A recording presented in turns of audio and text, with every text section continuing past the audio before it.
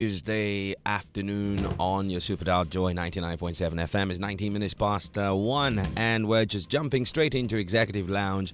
And I'm going to introduce my guest. This is another special live edition of the show. My guest today is the Chief Enabler at Enable Growth Consult, an organization that he set up to support businesses, organizations, and individuals to effectively embrace digital technology for their growth. Now, that tells you what we're going to be talking about today. We're going to discuss how this concept of digital affects you, affects me, affects your business, and the business you probably work for.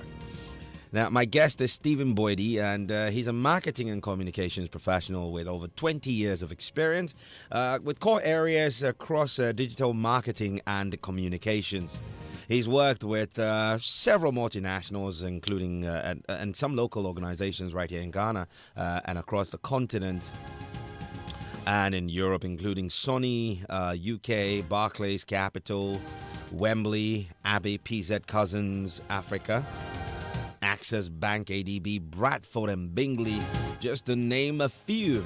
Well-recognized authority on digital marketing and communication, often heard as a speaker at industry workshops and conferences across the continent, such as Mobile West Africa, Social Media Week, you name it, the guy's been there. Stephen, you are welcome to the Executive Lounge. Thank you very much, my boss. It's nice to catch up with you, and I'm hoping I can plunder your brain to the benefit of our audience. Yeah. But let's jump straight into this. Okay. Everyone's talking about digital, and why should we even care about it? What is digital?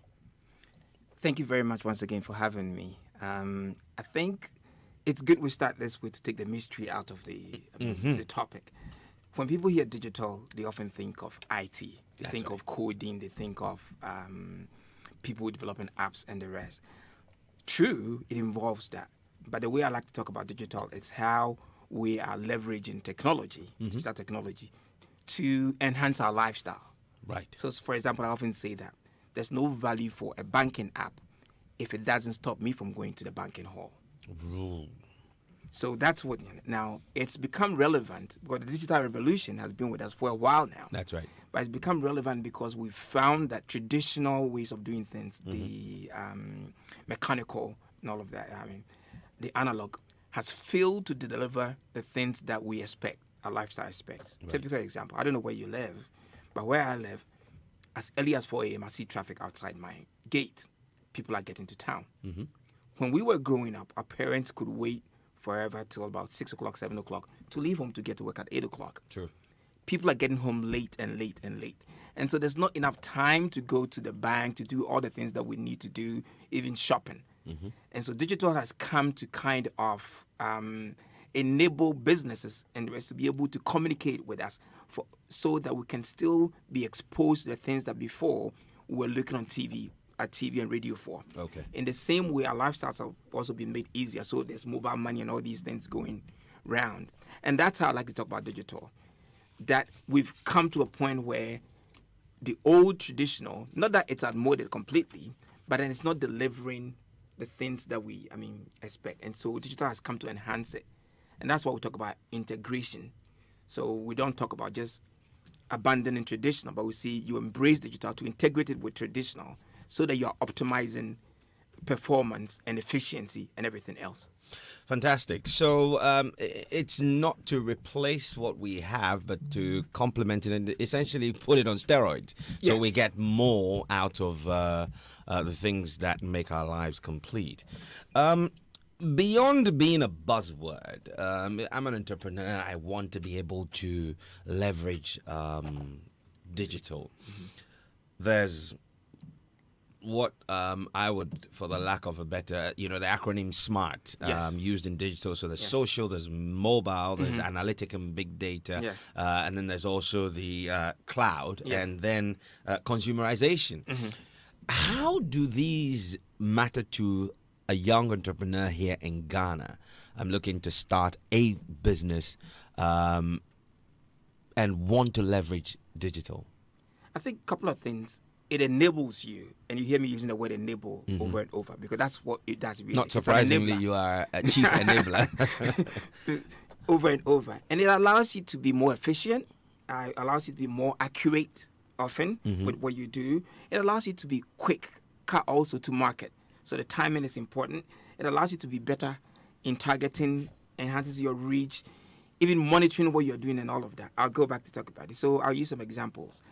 And permit me to say that, for example, we've seen in this, since this is a radio station, we've seen in this market a number of musicians who have grown their following just online, underground. They're not spending them, they're not even selling one CD, but they're growing their fan base online. Okay, it's efficiency in that sense, because there, when you're talking to them online, you know who you're talking to, you know how engaged they are and all of that. Unlike somebody who buys your CD from the shop and goes off. You may know how many CDs you've sold, but you don't know where they are listening to it, whether the CD has been passed on or whatever. So that's one example. In the same way, if you're a small business, and I use one of my friends as an example, I like to do this. One of my friends has a company called Food 101. Okay. Which some of you might be familiar Know about with. them, yeah. She does something simple. You just sign up to a WhatsApp group, and every morning she sends a menu via WhatsApp. So when you get the menu, you then just reply back with what you want, and the food is delivered to you. So she's just leveraged WhatsApp as a tool to do that.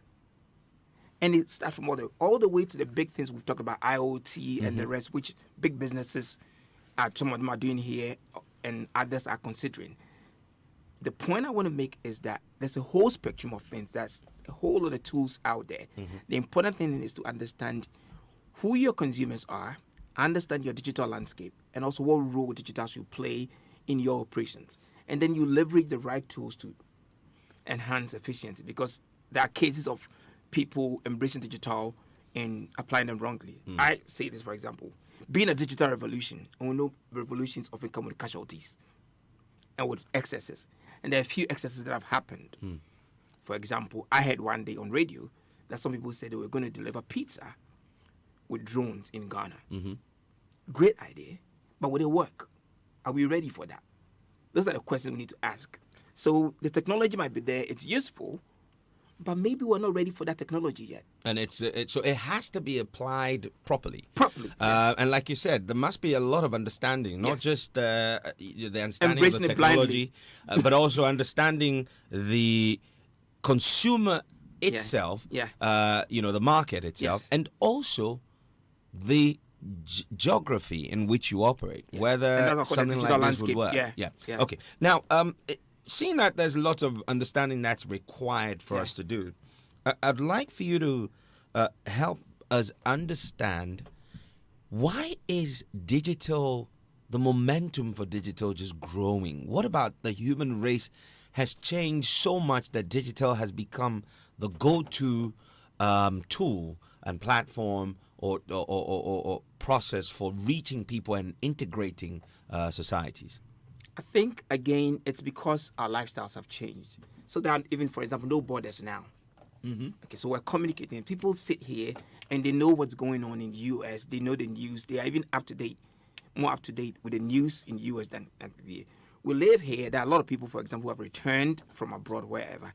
They still want to enjoy the lifestyle they used to enjoy abroad. So businesses like Jumia are becoming relevant because they are able to give you the same products, the quality of products and the rest that you used to enjoy there.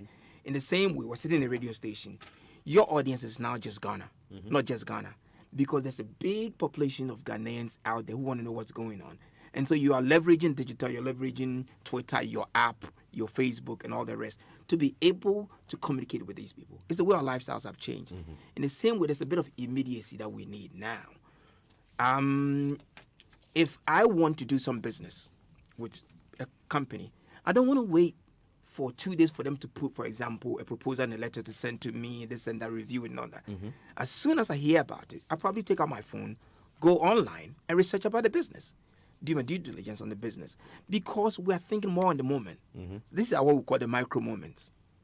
So digital has become relevant because it allows us to be able to live that lifestyle, to be able to live in the moment, become efficient in that way.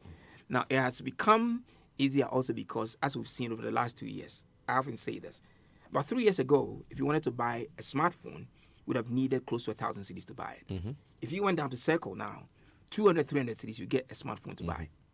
So it means more. And smartphones are even cheaper elsewhere, in terms of price point. 2-3 years ago, I was at a meeting in Spain, a mobile conference. They were saying that the target is to get mobile phones lower than $30 Wow. per handset. And we are there now. Mm-hmm. In the same way, you would find that there's what I call data war going on. So all the telcos are almost every day giving us bundles that allow us to be able to get online. And that's why, for example, you will see that today, more of the retired generation, the older generation, are online. Yeah. And WhatsApp has become relevant in our part of the world because it allows us also to be able to share information and communicate easier than we would have done if we were left with just graphic. So I have to circulate a newspaper. You can read it only after I've read it and all of that. That's right. Well, you're tuned in to Joy 99.7 FM. It's 30 minutes past 1. This is a special executive lounge live with my guest, Stephen Boyd, who's a digital marketing and communications expert, chief enabler at Enable Growth Consult.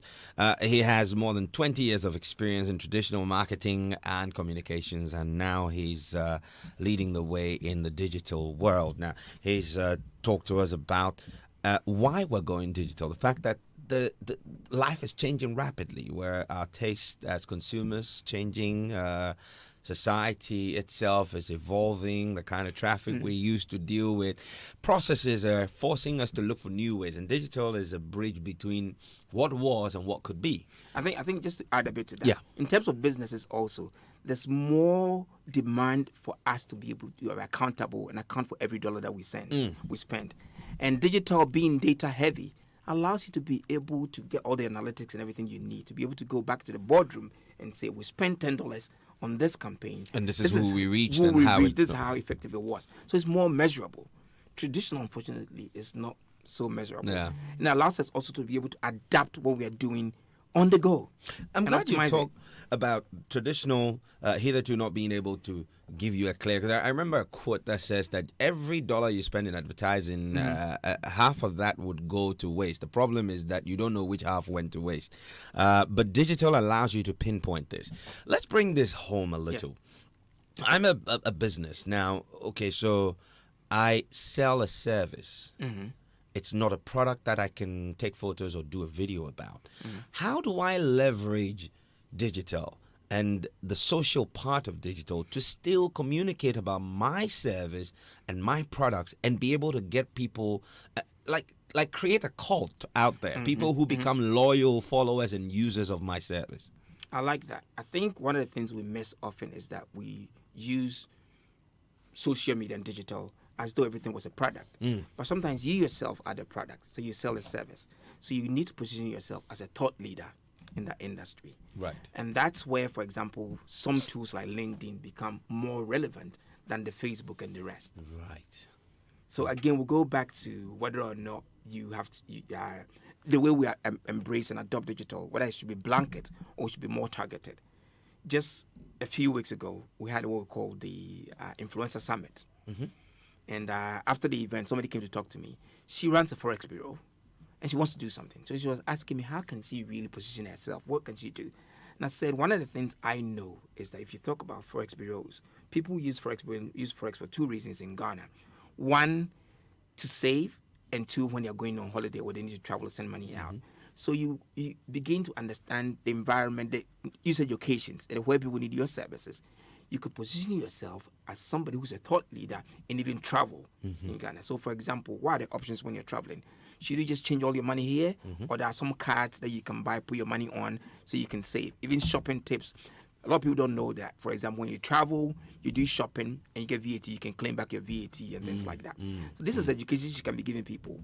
Doing all this through maybe a little blog she has or on Twitter or even on WhatsApp group that she will set up or whatever, positions her as an influencer, as a thought leader in that industry. Then people begin to go to her for those services. So it's building her profile. She's not selling products. You understand? And then also sharing case studies. So, for example, somebody might come to you today, you Nhyira, and ask for if you were running a service. Come to you, get some services delivered and all of that. How do you even kind of like capture that as a case study?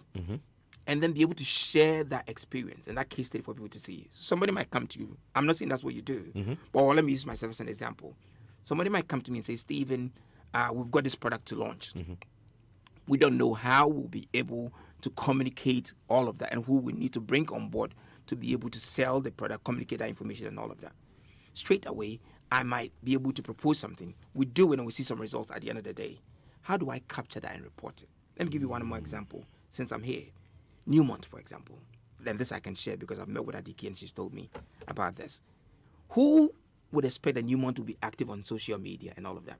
But when they went through the crisis they had with the accident that happened, when they published the press release, they used people like your own friend Israel Aye. Because he's credible. People know he's thorough when it comes to his news and where he publishes. So that adds credibility and all of that. It wasn't about selling gold. It was about communicating something. It's information they're sharing. But then they decide to use channels that are relevant in that sense. And they are leveraging the profile that people like him and you and other news media have to do that. Your people sit here, Evans Mensah and the rest sit here, and sometimes when even government wants to break some news, they tell them first. Because they know the credibility that's associated with them. People chase them for interviews, to interview them. And that's what I mean. So if you're selling a service, for example, in the same way, build your profile. So you become the go-to person, you become a thought leader in that area. And that's what we do for you. And doing that, you don't need to go and pack your bars on Instagram and on Facebook every day. There are things like Twitter, LinkedIn, and a blog would help you better. So it's understanding who you want to reach, where they are, and then you apply the right tools to deliver that. And any product, in essence, can be, or service can be marketed well on online. All right. Now, talk to me about traditional communication. Now, so in the past, you needed to either have a billboard, do flyers, buy posters, some posters, and radio, buy stuff, all of these. Today, we're able to reach multiple audience across. I mean, I have this little thing I do on a weekly basis. I put out a post on my Facebook page. And it's a 90-second deep dive introspection and things like that. When I put this out and I look at the analytics, incidentally, I'm getting people from across the continent. How do you now take the reach that you have and say, okay, I want to now start segmenting the markets that I am reaching and tailor my product or service to grow in these spaces? How does one do that? Okay, so this is how the whole customer experience or the user journey has changed. You need to first understand the customer need and then you provide solutions to it. So what you're talking about, for example, you can get that from even doing social listening, for example. So you're listening to be able to know what are they talking about. When they come to your platform, how are they communicating on your platform? Which of the videos have they liked? Which ones spoke to them? Begin to segment it in that sense. You can also go a step further to use simple polls and things like so. You've got Google Forms and SurveyMonkey and the rest. You can use some of them to do some of these, and they are instant. Once you deploy it, let me tell you a story. When Tigo came to Ghana, they came to Kumasi and they needed to do some survey. I was at Tech then. We had to walk the streets of Alaba and other places with forms taken. Imagine going to these Alajis and these Malams taking forms, talking to people. Trying to understand whether there was a market in Kumasi for mobile phones. This was like around 96, right? All right. Today, you can sit here, put up a poll on Facebook or wherever. Within the next minute, you get some results. So you begin to see the trend and all of that. That's how it's changed. Going back to your question. So once you begin to see your audience and all of that, you need to be listening and monitoring and engaging. So you begin to see the trends, begin to be able to segment them. And you know which content, for example, works, which content doesn't work. And also, once you're segmenting them that way, you'll be able to also know how to cater your services to suit each of those targets that you have. Fantastic stuff. I've always wondered about the use of digital, whether, and the case for proactive and responsive. Is this an either or conversation, or should it be a mix? And how do you fine tune it? So how would you make the most of the proactive use or responsive use? I think the There are two ways. Okay, you need to do both to start with, but I find that most, brands to work for them, and work effectively, you need to do more of. You need to do more of the listening and reacting where necessary. Right. Okay? So, for example, if you understand your audience very well, what you are pushing out, the proactive bit, will be targeted, will be more specific. So you won't have to react a lot. Again, it goes back. Let me give you another example. Since we are in the middle of it, what happened at Midland Bank, for example? Savings and loan, for example. Yeah. Because they were not online and not listening and all of that, and they even didn't have an owned online presence. When the whole thing was going around, it was going viral and the rest, they were not able to respond immediately in time. They now had to rush to radio stations, try and organize interviews, press conferences, this and that. Okay. But even step back, if they were really listening, they understood the customer needs and all of that, that wouldn't have happened. You understand what I mean? So it's not either or. You need to do both of them. In different contexts, you may be doing more reactive than proactive.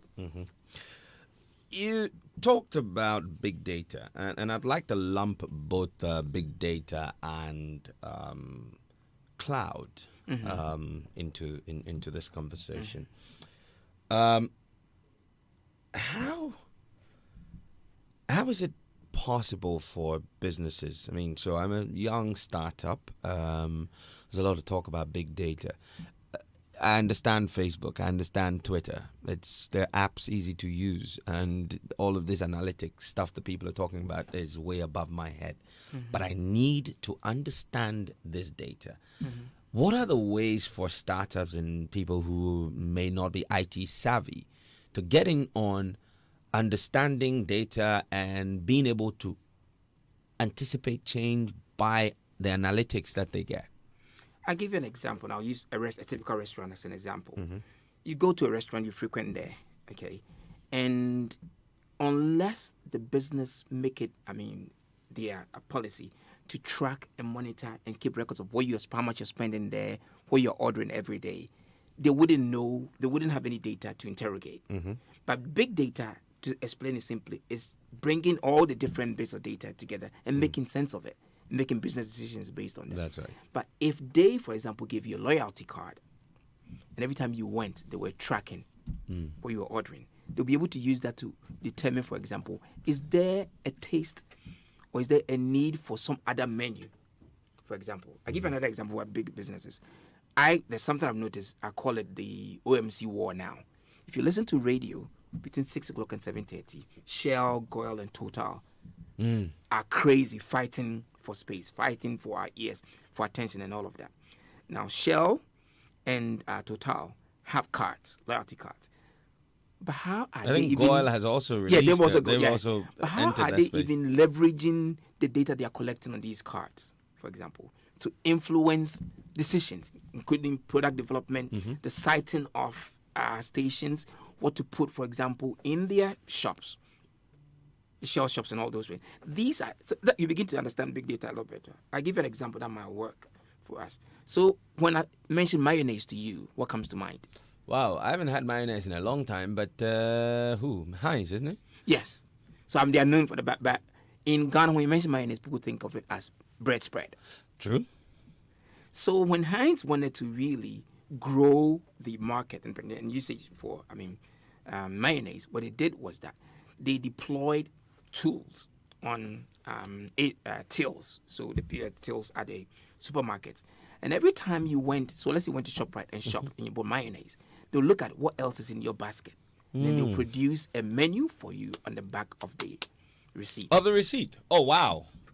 So you see how big data is working? Wow. Just looking at everything else that's in here, so all the data that you have. Because all of the products you have in the basket will go through a barcode reader. Yes. So someone's written a code that now puts all the data and then gives you a menu to prepare. So by doing that, they are giving you value. But they're also telling you there are more ways you can use mayonnaise than just spreading it on bread. Wow. It's 44 minutes past 1. This is a special live edition of the Executive Lounge on Joy 99.7 FM. My name is Nhyira Addo, and my guest is Steve Bwedu. He is a digital marketing and communications specialist, and with over 20 years of experience. I know you've been sending your thoughts. Please send us comments via our WhatsApp line is 02443 40437. We're also live on Facebook. Share your thoughts there as well. If you have some questions for him, let us know. And if you would like to interact, would like to open the phone lines, give us a call on 0302 216 541 0244 340 437, and share your thoughts and ask some questions, and let's see if Steve can get us some answers on that. So we're going all the way till 2 p.m. Now, Steve, in what areas do you see, sectors of our industry, do you see that we can leverage digital? Mobile money. People are beginning. I saw a post recently, and someone was super excited. Says, "Oh, I saw a product on Facebook. Mm-hmm. I ordered via WhatsApp, mm-hmm. and it was paid for with Momo, mm-hmm. And then it was delivered by Uber." Mm-hmm. Mm-hmm. Now, where else can we see digital being leveraged beyond product and service?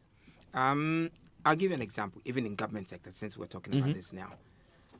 On Saturday, I was listening to Newsfile. That's right. And I said, this multi-track or whatever has got "I told you so" written all over it. Wow. Because if you look at the data, you would know that there are more JHS students than SSS students, right? And to be able, once you said that you're going to give people, you introduce free SHS, everybody that had some passes would want to go to SSS. So how are you going to be able to do that? The smart thing for anybody thinking and really interrogating data and thinking digital to have done was to think of first, so what will we need? Will we need the private schools involved in it? How much of our education, for example, to reduce costs, if a lot of the cost is coming from printing books and all of that, how much of it can we move to, for example, electronic platforms? Interesting thought. Just give me a moment. Let's interact with Leila, who's calling us from Spintex. Leila, you're welcome to the show. Good afternoon. Good afternoon, Nhyira, and good afternoon, Mr. Budi. Thank you. Good afternoon. It's very interesting conversation you're having there. I'm a marketer myself, and I've always thought that we have not taken advantage of e-marketing. Like you just explained in the case of Haynes, trace analysis right there. You need to know consumer behavior, and then you can project their needs. But a lot of businesses within our zones are not thinking in that direction. Very good example you have given with regards to the data collection for students. We don't have data, and we have all the facilities, all the abilities to be able to get this data, to even focus on how our teams, what is happening with their health. Everything is e-marketing, is digital now. So I'm very happy that this conversation is packed, and I'm looking forward to furthermore interactions like this. Thank you very much. Thank you very much, Leila, for giving us a call. And I like a point you just raised. And Steve, do we have the environment and the right framework to collect data, let alone interpret it? I think we do. We've got the people with the knowledge and know-how to be able to develop the right databases, CRM, whatever that we need to do that. People are engaging on cross-platforms, whether at pay points, in shop, or even online. The challenge is that we're not capturing the right data. The data is out there, but we're not capturing it. Okay. And sometimes from the onset, we don't define what data we would need. So when we're building the database, for example, we don't have a view of the end. So if I'm going to interrogate the data and want to pull out this kind of information, the data I'm capturing from the onset has to be right. I don't know if you understand what I'm saying. Totally. So for example, I mean, again, not bashing government, but we all need to talk about it. We talk about national ID. So how is it going to integrate all this with SNIT, with passport and everything, with our license, driving license and everything into it? So when somebody is sitting somewhere, they want to pull data out. If the policeman stops me, he can be able to see, all right, Am I working? Am I unemployed? Am I what? All those things, they can be able to interrogate them and be able to make decisions upon that. Same. We have every resource to be able to do that. But I think the thinking and the way that we're doing it is wrong because we don't plan properly. And I often say it's because we kind of put a mystery around technology. Okay. We don't think functional. We think a lot of the technology behind it, the codes and everything. We're not thinking the functionality of whatever we're deploying. Okay. Sam joins us from Medina. Good afternoon, Sam. Good afternoon, Nhyira. Thanks for calling. How are you doing? Pretty good. Good afternoon to Mr. Boedi. Good afternoon. Great. This is really very great, I must say. We, as indigenous business persons, are suffering because we have huge costs of marketing, and you would believe that you are likely to spend the same amount of money you use in setting up your industry to, again, organize the marketing of it. And so if you set up your industry and you're not able to market, that alone will result in the collapse of your business. Exactly. And this has happened to, many companies. Thank you. And I think that it should be good enough if we can get links with Mr. Boedi and others who may be of help to assist many more of us to be able to use e-digital marketing to reach out to the market. And I think this should be great. I'll be very happy if we can get this kind of assistance because we have products that are better than imported stuff here. But the imported stuff have money for marketing, and the local stuff, which is of a higher quality and is known internationally and is even demanded internationally, we are not able to market locally. And that is a bane of yet another Ghanaian industry. Thank you very I much. think Thanks it for should be that. looked at, yes. Well, we certainly will, and I'm sure we'll be able to leverage Steve's expertise and others in that space. Steve, you wanted to add something? Yeah, I wanted to add one point. One of the guys that I love very much in this market is Kofi Dazi and the stuff that he does. Yeah. And he said something. He said, to a degree, technology is a leveler. Okay, what he really means is that in a way, everybody, if you can get the how right, you'll be able to leverage technology to grow your business and be able to compete with the big boys. But the how is often the challenge. I mean, I've seen online businesses like Aware Ghana and the rest, which have grown their profile, their market, just by doing stuff online.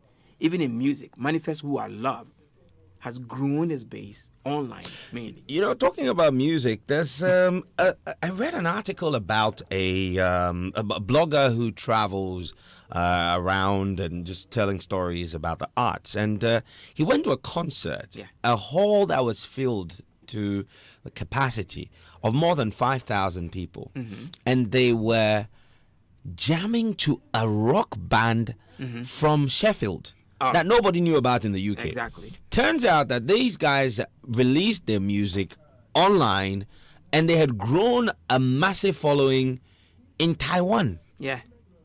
I mean, so it means that the scope of what we do can be extended. Oh, yes. But of course, the knowledge is important if you do have this. Now, let me, as we get ready to wrap up, give me an example of how digital. I mean, so there are. You talked about its application to education. You talked about application to health and things like that. Where would you say would be a lowest hanging fruit for entrepreneurs to look at leveling or leveraging digital? I think use the easy tools that almost everybody is using. The example of Food 101 is clear and everybody can leverage that. Build a small community of your loyal customers using WhatsApp or whatever and engage them. Get to understand them better. And once you are able to understand them better, you'll be able to provide better solutions. Because at the end of the day, services and products are just solutions. We don't buy them for the product's sake. We buy them for the solutions they give us. And if you can understand your market, your customers better, you can be able to do that. So start with the little ones, like WhatsApp and the rest. Facebook is going through its challenges, but it's still a platform that gives you a one-stop shop. Okay. That's useful. Wonderful. We'll come back to that in a moment. Bill is calling us from Ridge. Hey, Bill, how are you doing? Yes, I'm well. Yourself? Very well, thank you, and great to hear from you. What's on your mind? Talk to us. Yes, Nhyira.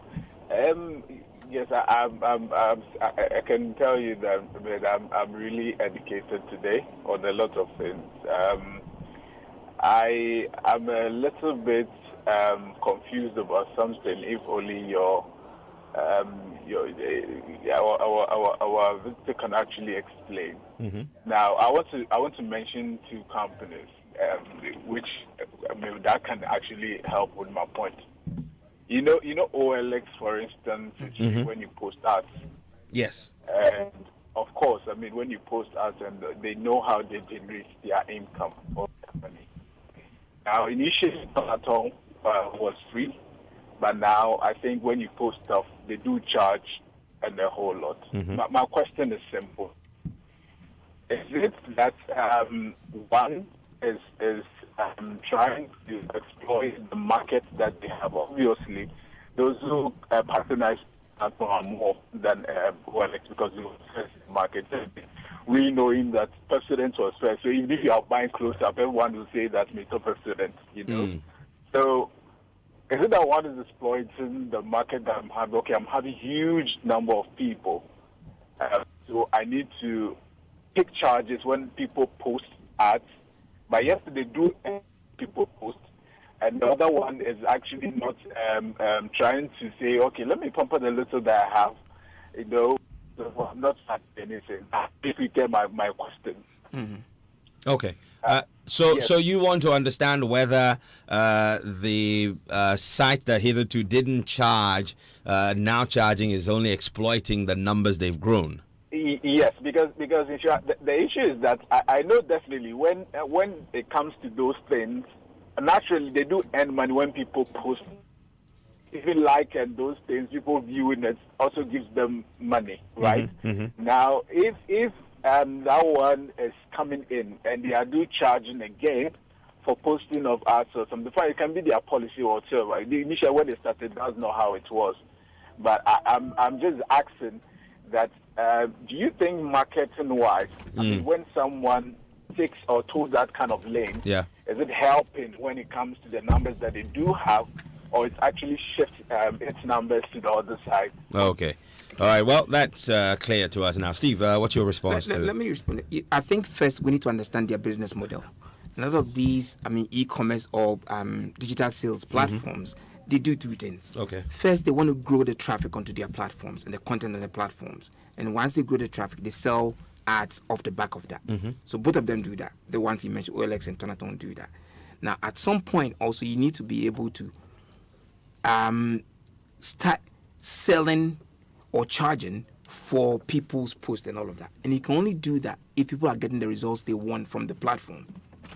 Okay. So that also happens only when the customers also trust the platform enough to be able to get the products they want from that platform. They know it's not a scam. I won't mention which one, but one of them I've had a lot of dealings with. You would find that when they started, you could easily post with just your email address. Once you have an email, they want to do a lot of due diligence on you. Mm-hmm. And so you had a lot of scammers there. There was stories about people saying, "Oh, I'm selling my card," and they'll send 200 CDs. When you send it, the next thing you hear, there's no car. Okay. And all of that. So the data integrity, the integrity of even the people on the platform is also very, very important. Wow, it's rather unfortunate, but this is all time would allow us, Steve. I'd like to say a big thank you to you for joining us. I think we have to find a way to get you back in here to expand this. As Joy Business, we're about empowering, and we should be able to do this again. Thank you so much. Thank you very much. Okay, so here are my 5 takeouts. Number 1, you must have a lot of understand the digital landscape and your product, the people you want to sell to, and reach out to them. Number 2 is that you should start with the end in sight, so you work your way backwards and ensure that what you're doing is delivering the intended returns, and you need to listen to the market. And also, you must have speed to respond to issues as they're coming, speed to preempt them even before they come. And the final thing is this, that you must ensure that you're functioning in the right ecosystem. This has been the Executive Lounge with me, Nhyira Addo. And see, it was my birthday last week, and my missus also celebrated her birthday, and we had our wedding anniversary. So we just want to leave you with just a nice little song that we both like, CCTV by King Promise. Have a good day.